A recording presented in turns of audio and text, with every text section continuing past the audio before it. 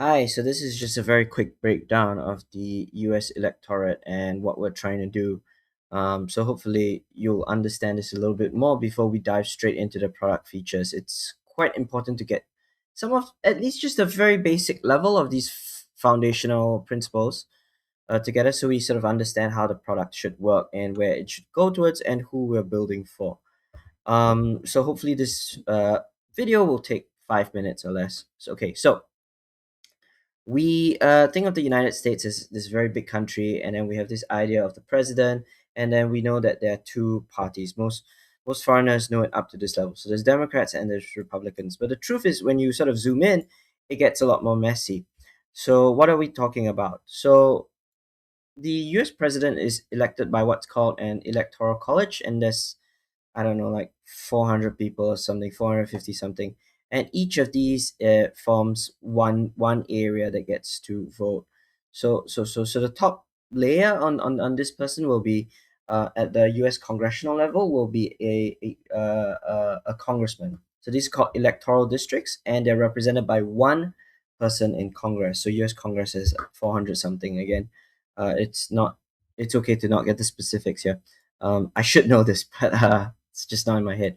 Now, every state in the U.S. gets two senators, but they get a congressman, and so they get quite a few congressmen based on the population size. So, for example, some states, like for example Pennsylvania, you notice that this district is much bigger than let's say this tiny district here in New Jersey because they represent more or less the same people, and this gets decided every 4 years. But what we want to do is talk about the elections that are down ballot, so they're even smaller. So in the United States, there are a lot of democratic things that are voted on. So let's talk about what's an example. So we are actually talking to the person that's running for this district. This is New Jersey District 5, and the person that is running for the Republican on the Republican side is Sean Kirani. So if you talk, for example, about some random town, there'll be these ultra local elections. So, for example, like school board of ed, so deciding how the taxes get allocated to the schools. Then there will be a town clerk, a town mayor, and a city councilman. I'm not going to go into detail with all of these, but what you have to understand is that basically there is for these towns, and they might represent something like 15, 20, 30, 40,000 at most. Excuse me. So 40,000 people, they might have one mayor and something like 7 to 8 council members. Typically, it's at least five and then eight. It varies. Sometimes the mayor comes from the eight, sometimes he's not, sometimes he has powers over them. All of that doesn't matter. But if you sort of look at each township, so each township will already have at least 10 seats to vote for, maybe 15, maybe 20. And then we talk about the county. So a county might be a few townships. So let's say there's this county here, and I'm actually not even sure what the county is. I think it's called Alpine County or something. Wantage, Vernon, and Hampton. So it will be some of these. So the county itself will consist of all these local elections, and then there'll be county leadership, which is one level higher. So there's also a couple of things like county clerk, county prosecutor, county attorney, county sheriff, registrar, county commissioner, and so on and so forth. So there's a couple of these seats over here. So each county level also brings with it, let's say another at least 5 to 10 seats that are there. And then we talk about the state level. So this is a state level. So there's federal, which represents all of the United States, and then there's the state level. So each state will have its own a government. So, for example, the government of New Jersey, the capital of New Jersey is actually Trenton. It's a very small city. Not many people know that. Even though the two biggest cities, Philadelphia and New York, are right next to it, it's technically outside of the state. So Trenton will have its own government, and they will vote on issues that are specific to New Jersey. And I can't remember how many people there are in the New Jersey Assembly. I think it's like 40 or 50, maybe 60, something like that. And they have a couple of seats. So they also have the state senate, state assembly, state attorney general, and all of that, and then the governor of the state and the lieutenant governor. So that's like the president, but of the state. So you can think of each state in the United States as like a mini country that gets to cooperate on quite a lot of issues with other states, but essentially it's like its own mini country. So we talk about all of these seats combined together just in New Jersey. I haven't counted them, but it's at least, it's some, it's like 200-300 seats.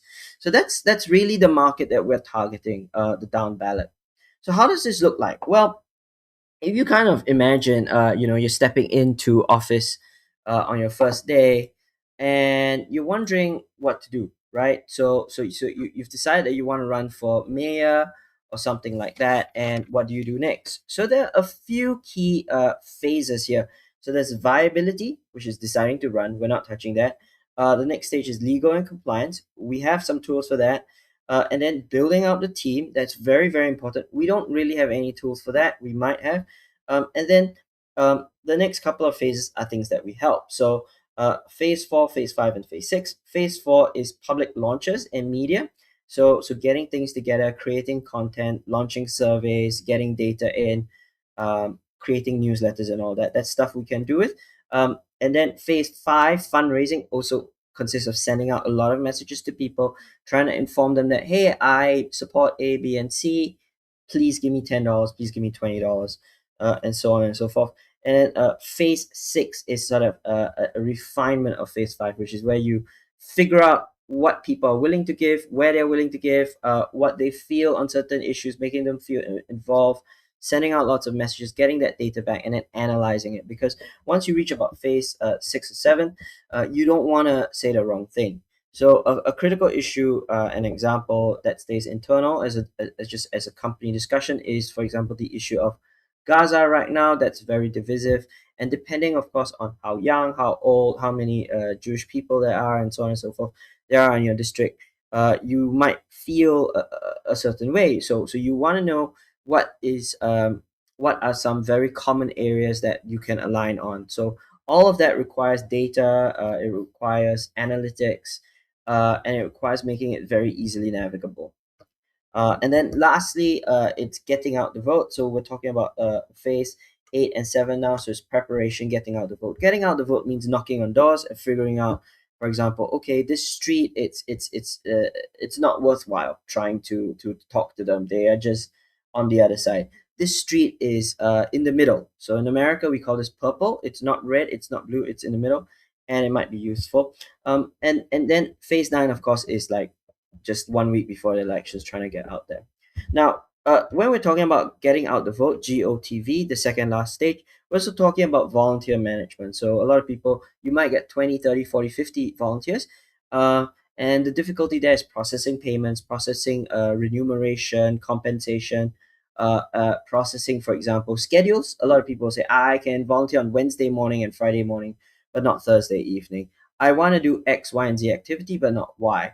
So a lot of spreadsheet processing, just getting forms, processing it, getting it through the AI, making all of that very easy. So that's roughly the product, the product ICP. So we're talking about, if I was to group it in, just to finish up in some key terms, we're talking about making it very easy for people to organize their campaigns, making it such that people are not confused. So they have all of the news, the scrapings, everything that they need.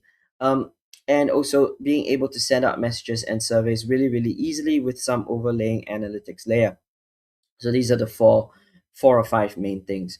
Now, again, the reason why this is so important is because when we're talking about, for example, the down ballot folks, right? So let's talk about Wantage Township. The pricing is very important because right now pricing for most of these things is anywhere from $99 to like $2,000 a month. So if you're talking about like Wantage Township and you're running for city councilor, your day job is as an accountant or a doctor or a car mechanic. Some people, they're not even they didn't even go to university and so on. And so they're talking about software layers that can help them build and deploy for something like $49, $99 a month, because they really only need to pull 100, 200, 500 people in total. So that's roughly what we're targeting at. Right now the market doesn't have any AI native tools, doesn't have any tools that are really invented in the last 3-4 years that are aimed at what's called the down ballot people. So this is a very closed market. And hopefully this gives you a good overall. Let me know if you have any questions. Okay, bye.